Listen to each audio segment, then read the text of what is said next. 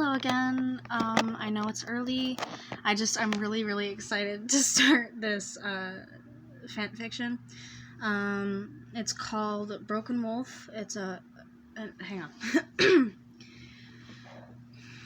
Broken Wolf, Bakugou ex-wolf reader by BigBadWolfsAFangirl. Chapter 1. Warning, there will be blood and dog death. Skip ahead if you don't want to listen. I'll put timestamp to when it's over.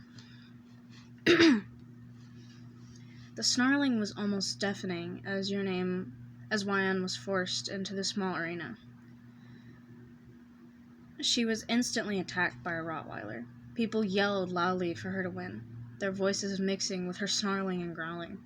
The wolf had to make a show, or else she gets beaten until she can't stand. So she takes it easy on the smaller dog.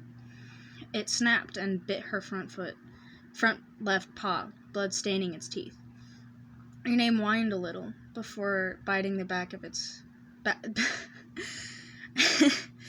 Your name whined a little before biting, then the back of the berserk dog. But wait. Frick. Your name whined a little before biting the neck of the berserk dog, its blood staining her teeth and black fur. Blood dripped from a fresh bite on her front leg. Her jaws easily wrapped around the neck of the dog, and they tightened, the dog whining and letting go of her paw, struggling to try and loosen her hold. This wasn't her first kill, but she hated it. Her eyes gleamed as she tightened her hold more, and the dog stopped struggling. The limp body of the dog dropped to the ground as she sighed, whining a soft apology, more out of habit than respect. The body was dragged out as she was forced to go back to her quote-unquote master. Dog death scene over.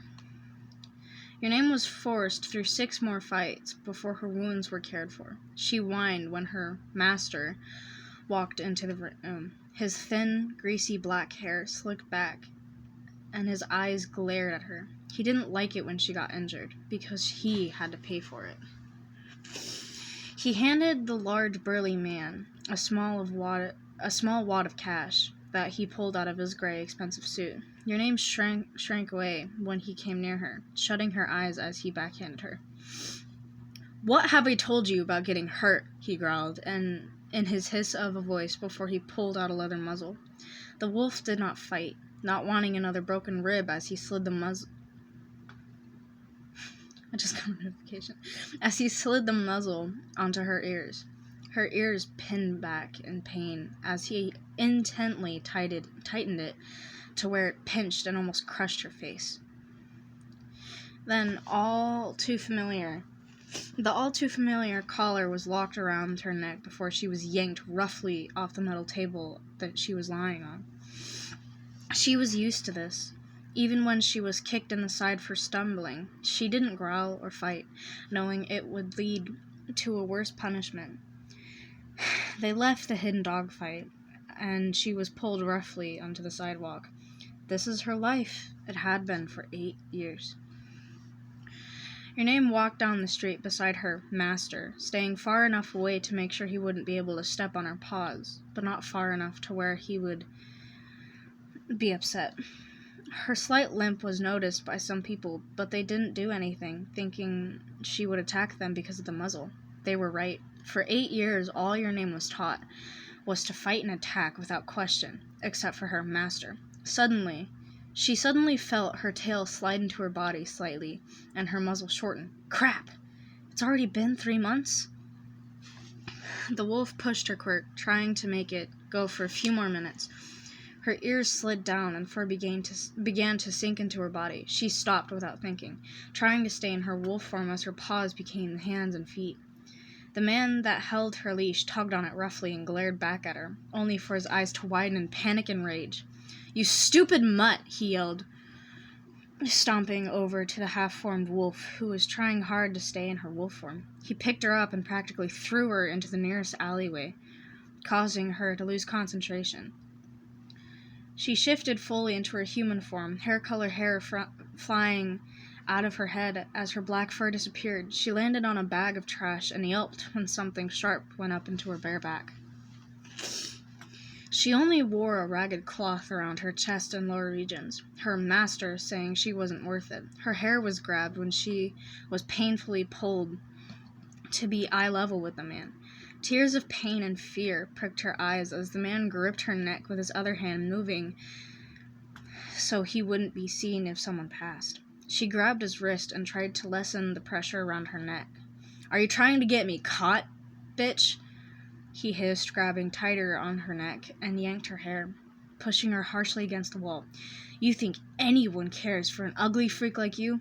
I'll just get arrested and you'll be on the streets, starving and no shelter. Listen here, you piece of crap." "Oi!" a voice yelled, the man freezing in place. Wyan couldn't see the person because of tears and lack of oxygen, but could see a blurry figure with blonde hair. The black-haired man let go of her neck, and she fell to the ground, coughing harshly as she rubbed her bruised neck. "Leave while you still can, boy. This has nothing to do with you," the man growled, activating his quirk, knives coming out of his skin made from bone. "I'm a hero. I'm trying to be a hero, and stopping disgusting people like you is in the job description. Now why can't you leave while you still can?" the new voice said almost too calmly. The man charged at the boy. The girl's coughing bow began gone, but she kept her eyes shut. "Fine, then die!" An explosion came out of his hand and knocked the man back before he reached the blonde, who was smiling like a madman. A crashing went through the alley, followed by steady footsteps, then silence. The girl finally opened her eyes and looked up to see a pair of blood-red eyes looking down at her. He wore a black shirt with a skull on it and black pants. His spiky ash-blonde hair stuck up in ways that seemed almost impossible. His face was set in a scowl, and she whimpered, curling up as she looked down. The boy's expression changed to a slightly concerned one as he held out his hand to the girl. She looked at the hand, then him. Your name peeked around the boy to see that the man was now unconscious on a pile of trash, his clothes smoking a little. The girl looked back up at the blonde, then at his hand, looking back into his blood-red eyes. That's the end of chapter 1.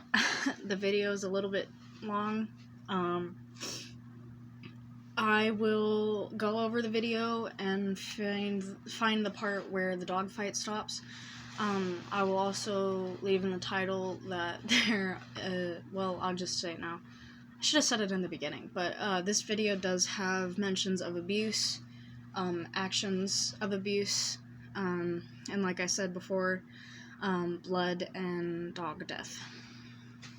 Hope you enjoyed this first chapter. I'll leave the name of this fanfic if you guys want to go read it for yourself. It's on Wattpad.